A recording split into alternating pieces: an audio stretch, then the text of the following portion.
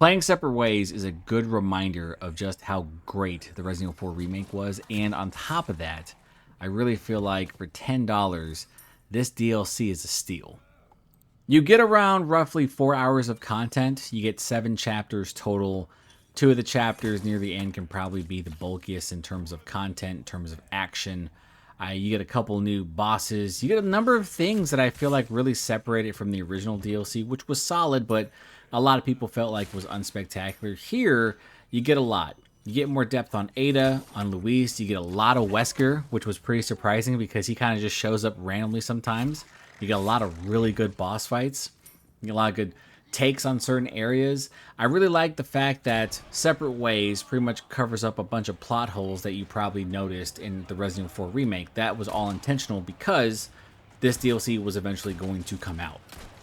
Like the main campaign, I don't believe Separate Ways has any major flaws. I feel as if this is the perfect companion piece because of that alternate perspective and that you're able to experience different areas of the village, castle, and final stronghold.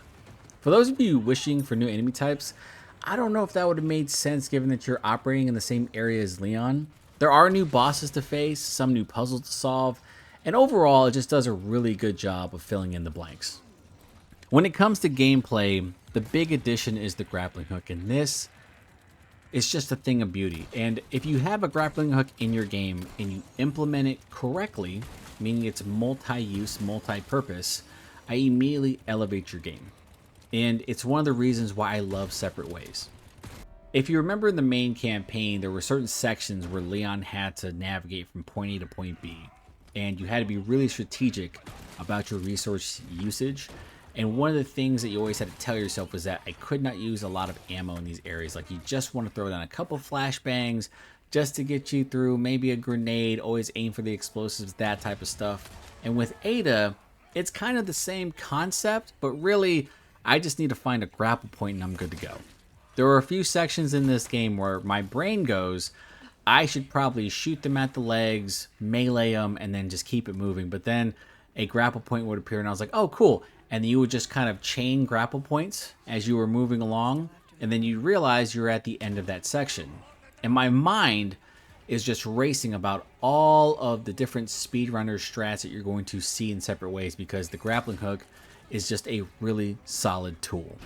When it comes to combat, the grappling hook is primarily used as a gap closer. And when you stagger an enemy in this game, depending on your distance, you're going to see the icon appear to melee.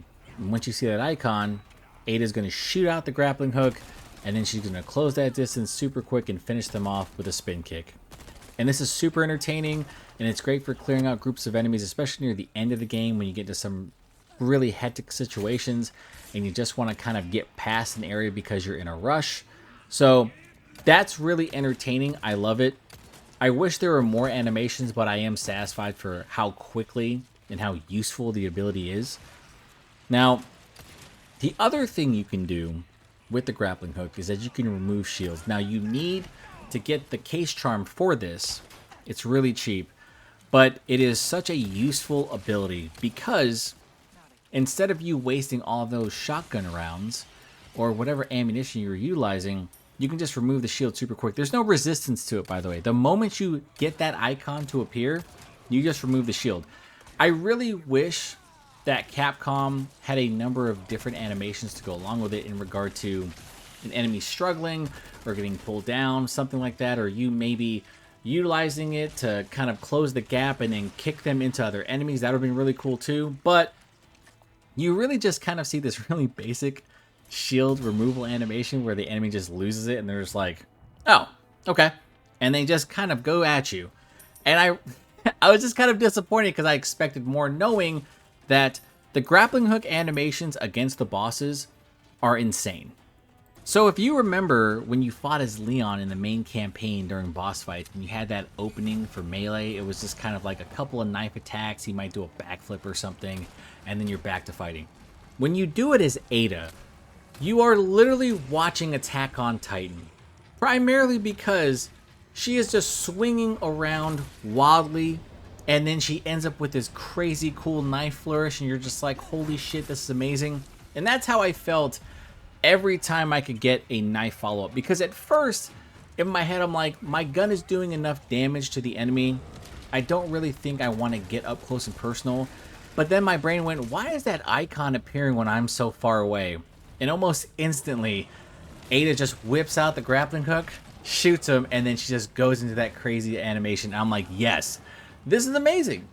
This is what really entertains me about Separate Ways, and one of the things I really love about the fact that the Resident Evil 4 remake did not take away the insane flourishes that the original had. Like, I really feel like once we got to RE4, they really embraced the anime, and that's essentially what they do here, especially with Ada.